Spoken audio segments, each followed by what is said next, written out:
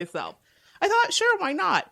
And I went there and everything was fine for approximately like a month. And then the locks were cut off my storage and he was using things out of it in his home and telling me to my face that it wasn't my stuff.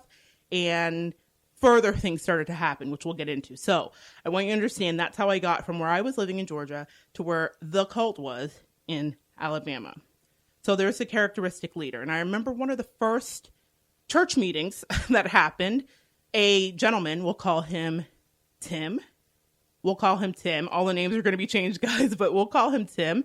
He stood up and he said that if his wife died and his 2 children died, that he could live, but he could not live without, we'll call the cult leader, Warren. He could not live without Warren. And I remember, red flag count, that's weird. How could your wife and children die, but you can't live without Warren? So another step in the process is indoctrination, and it can be seen as a coercive persuasion or thought reform. And it's currently thought as just brainwashing. And one of the things that happened is some of the other broken people that he was assembling were gathered to live in a place that he deemed the discipleship incubator. It was a place way out in the country in Bessemer, Alabama. And it was the discipleship incubator. He named it that. It didn't come with that name on the deed. That was the creepy name he gave it. And we lived there because we now were economically dependent on him, another faction of being in a cult, working at his wife's childcare center. The culmination of this process is often seen, this kind of coercion, by the group doing things that are not in their own best interest, but consistently in the best interest of the leader. And then, we talked about this, economic, sexual, and other exploitation of the group members by the leader.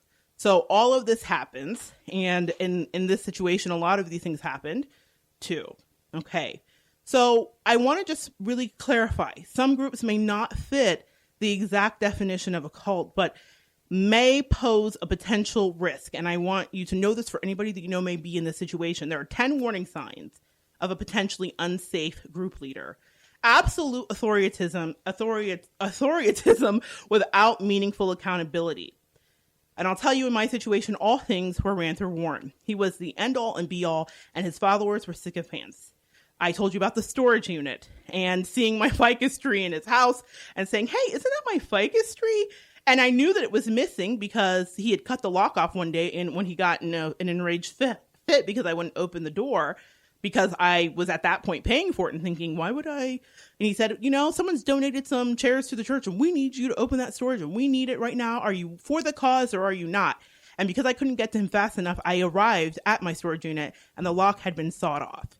So that's the first violation of your rights. And then it starts to begin to be a normalized thing. And he denied that he was using the things out of my house, even though I knew what they were. So that was a little crazy moment. Red flag 1. Then there is no tolerance for questions or critical inquiry. That's number 2 on that list. And in the beginning, I'll tell you, my feelings stirred. Everything started to feel really creepy to me within the first month. And my intuition was pinging and going off. And at a meeting I had, because he was very insistent on these spiritual father meetings. He was very much about forcing the fact that he was your spiritual father down your throat.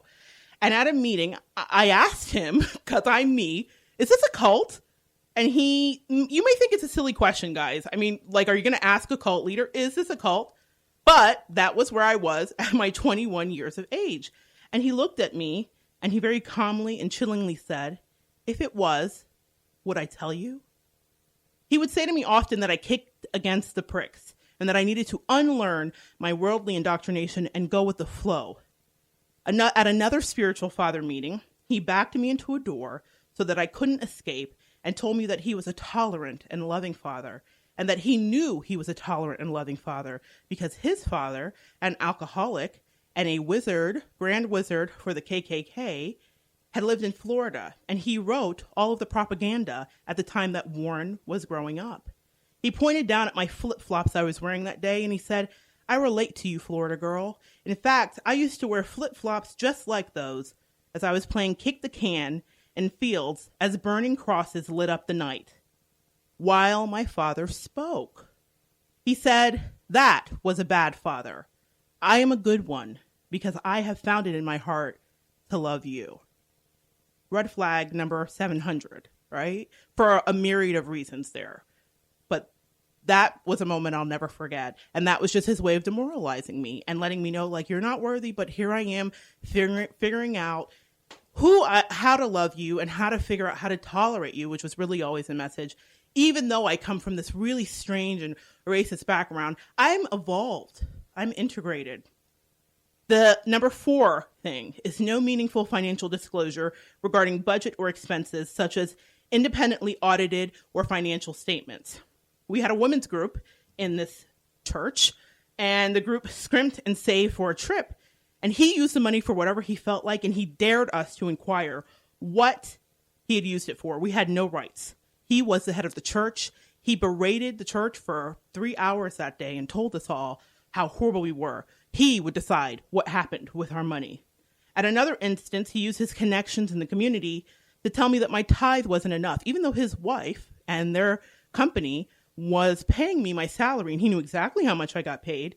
He had called the bank president and had a hotline back and forth with the bank president in this small local town, a small local branch rather, and the bank president was reporting to him exactly how much I had and if I had any other income. And what I want you to understand about that is that he wanted to make sure that I was completely dependent on him.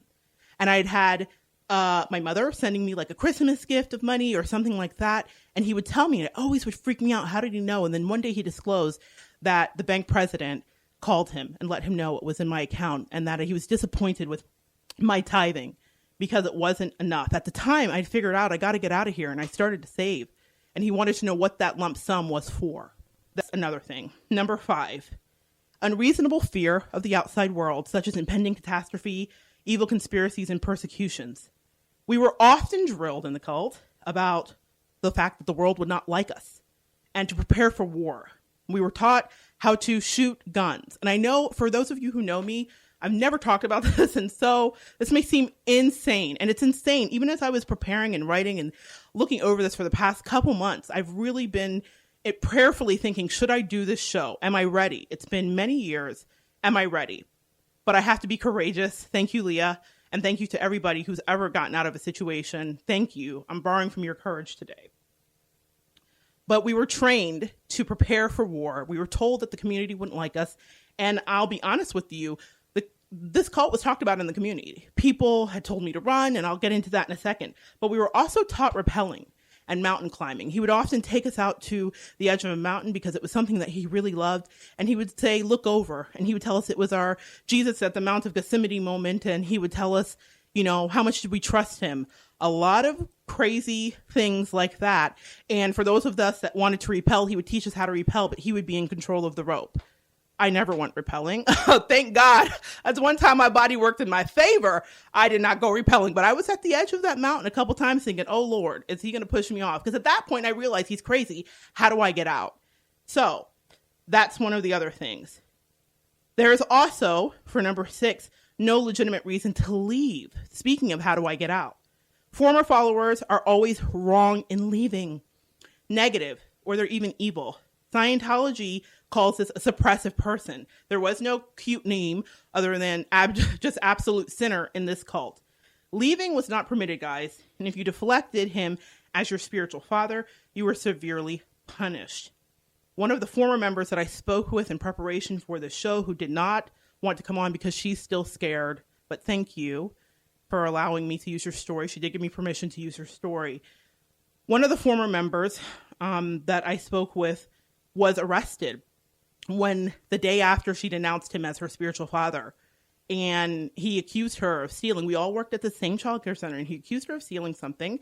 And he then, which she didn't do, she was exonerated, but then he had her arrested, and she had a young child, and it was very traumatic. And to this day, she's a thriving woman, but she works in a business. And if her boss asks her to drop money to the bank, she says she gets cold chills, and it's just understood. No one knows why, but she does not take money to the bank because she can't touch it because she's traumatized by that experience of being arrested for something she didn't do. And it was only because she denied him as a spiritual father. So that is kind of some of the things that happen. If you had asked questions, like I often would, I'm pretty inquisitive. One of the things that would happen is you would be ostracized by the other members. And there was a woman that I was roommates with named Cynthia, and she didn't have a car for a long time, and so I would give her rides to work. And then one day, my car broke down, and I asked her for a ride to work. We worked at the same place. We went in at the same time every morning. And because of the questions that I had asked, trying to figure out what was going on, she was told not to give me a ride. In our conversations, when Cynthia was out of the situation, she disclosed to me that Tim, which was Warren's right-hand man, had counseled her and said that if dogs had attacked me on my way walking to work and I died in a ditch, that it was my fate for being disobedient.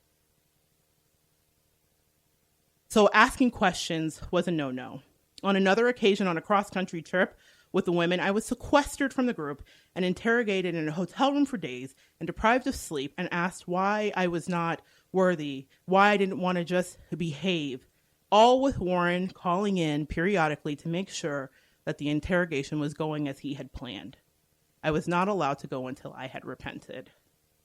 Former members, another thing on the list is that former members relate same stories of abuse that reflect a similar pattern of grievances. And having spoken with some of the members, and Cynthia, who was eventually exiled, she was incredibly loyal and incredibly subservient, and I always was so worried for her. For years, it couldn't rest in my spirit until I found out what happened to Cynthia, because I thought she would never leave. And people told me, leave her behind, leave her alone. She's never going to go. But then one day, all of the terrible things that I'd always worried about and the things that were done to me and others were eventually done to her. And she told me that, and it brought me no joy. I was only happy she was gone. But that's what I want you guys to understand. There's no loyalty here. There's no loyalty to the immediate core group. Anybody that is a convert or inducted in is subject to treatment that is ill and really horrible and horrendous. Another thing to look out for is there are records, books, news articles, or broadcast reports that document the abuses of the group leader. And I tell you, the Warren cult was preached about around town, and they, of course, decried it and then had us do our doomsday preparations and crazy rappelling and gun shooting and all that stuff. And people told me to run. Just innocent, like, parents that I worked for that felt creepiness, even when they're pulling their kids out of the childcare center, they're like, please get out of here. You deserve more. You can have more. This is not what Christianity looks like. Another thing is followers feel they can never be good enough. And I'll tell you this. Cynthia and I lived in a place which was called the Discipleship Incubator, and we worked at the same daycare. And it was always like the Hunger Games. We were pitted against each other and told that one was never better than the other, and there was constant talking about each other and encouraging that. And I always wanted to be loyal, and Cynthia wanted to be liked. I liked her, and so I thought, I'll be her friend. And I remember coming into conversations and thinking, how could she say this? When I would defend her to the end. And in fact, I carried her in my heart for many umpteen years until I finally found out she was free. But that is what is done. And it reminded me of something I heard when I was watching the Leah Remini special about how sitting at the table with the leader of Scientology, I think it's Miscavige, that they were encouraged to attack each other, even physically at times. And for a long time, I had convinced myself that this was just, I was overblowing it in my head. This wasn't as crazy as I thought. I'm overreacting. And then when I saw that show, and that's why it's so important to speak your truth. When I saw that show for the first time in 15 years, all these emotions were brought up in me. And I realized that what I had gone through was a real thing. It wasn't in my imagination. And that pitting against each other, that Hunger Game atmosphere was created to make sure that the person in power stayed in power. So another thing is the group leader is always right. If you thought that Warren was wrong, you faced a firing squad, which was a group of men who would berate you and let you know that you were not liked, but they would stretch themselves like Warren stretched himself to tolerate you. Toleration was a big theme there. Also, another thing, and this is the last thing, the group leader is the exclusive means of knowing the truth or receiving validation from God. No other process of discovery is really acceptable or credible. And in my case, if you follow him, then you're fine. But I want to tell you something. I had a moment, and this is when I knew I had to really go. I walked into church late from a shift. I was getting off from his wife's daycare, and he was in the process of a talk. And he was passing around a giant size jar of peanut butter, like a Costco size jar. And he was encouraging everybody to take their hands and put